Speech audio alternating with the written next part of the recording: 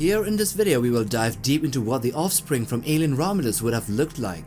Here we have the concept artists Dane Hallett and Cole Price. Do check them out and promote them on Instagram and X. These concept art for alien Romulus offers a tantalizing glimpse into what the offspring could have been. An evolution that fits perfectly within the broader lore of the Xenomorph life cycles. Xenomorphs throughout the Alien franchise have displayed an incredibly adaptive growth process, shaped by the genetic traits of their hosts and the ever-present influence of the black goo. And to be clear, every Alien movie has always introduced a new Xenomorph variant or a hybrid, be it the original big chap in the first Alien movie, or the warriors and a queen in the second Aliens, the runner in Alien 3, the newborn in Alien Resurrection, the deacon in Prometheus, the neomorph and praetomorph in Covenant, and now the offspring in Alien Romulus. So in the original movies, Xenomorphs typically progress through distinct growth phases, starting as eggs or ovomorphs, then face huggers, followed by chest bursters, and finally the adult Xenomorph stage. Each of these stages is terrifying in its own right.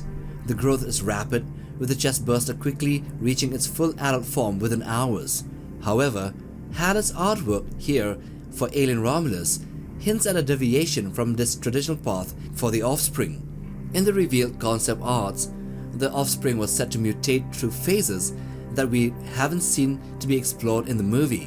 One design suggests an initial juvenile stage, which bridges the gap between the chest burster and the fully formed adult. Well, you can think of it as an equivalent for the growth cycle in the Xenomorphs, and this is the offspring's version. This idea implies that unlike the typical Xenomorph life cycle, the offspring could have undergone a much more complex transformation, and could have ended up looking like, or more like, a Xenomorph in the end. In Prometheus and Alien Covenant, we already saw how the black goo can influence evolution, creating hybrids and abominations far removed from the standard Xenomorph appearance. Hallett's original offspring design follows this unsettling trend, indicating that the creature's metamorphosis was meant to be more unpredictable and monstrous. In alien lore, Xenomorphs take on traits of their host. This is known as the DNA reflex, and it is seen in the offspring in Alien Romulus, which amplifies this concept. Starting from a juvenile hybrid form, which is very humanoid, the offspring's growth could have provided a window into the chaotic genetic blending that the black goo induces.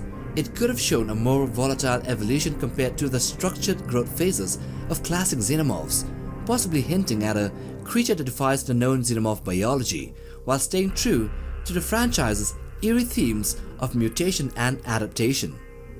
So before the offspring's final form as an amalgamation of human Xenomorph and engineered DNA, Dan Hallett's artwork depicted it as something even more terrifying, a black gooified abomination.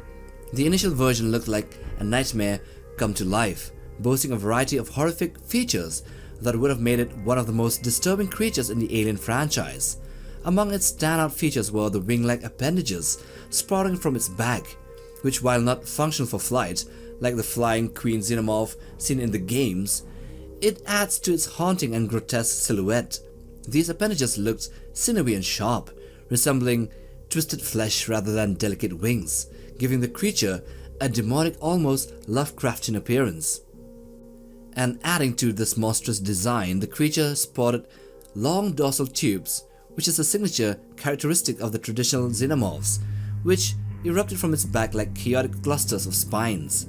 These tubes, extending unnervingly, seemed to writhe with a life of their own, suggesting a visceral connection to the violent birth and the dark energies of the black goo, which is non-Newtonian. Complementing the dorsal tubes, its back was also lined with jagged spikes, which extends outwards, which makes it look more like a queen, like the appendages that attach the queen to the walls. This made the creature look as though it could attack from any angle, especially with the creature's tail that was exceptionally long, extending several meters beyond its body.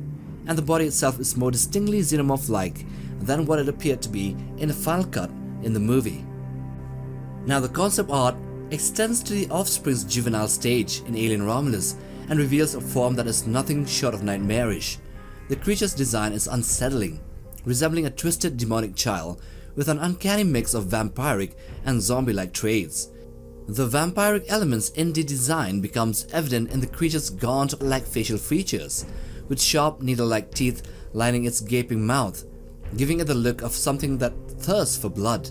Its eyes are sunken and black, conveying an unnatural hunger and a supernatural strength. This face, trapped between the childlike innocence and monstrous malice, amplifies the horror of this juvenile form. Overall, the juvenile offspring appearance captures a terrifying blend of child, vampiric, and zombie-like features, creating an eerie monstrosity that could have delivered a new level of horror to the Alien franchise had it made it to the end. And if that wasn't wild enough, concept artist Cole Price brought even more twists to the table with his early designs for the Offspring Xenomorph hybrid. Price's concepts lean heavily on the classic Xenomorph and Neomorph aesthetics.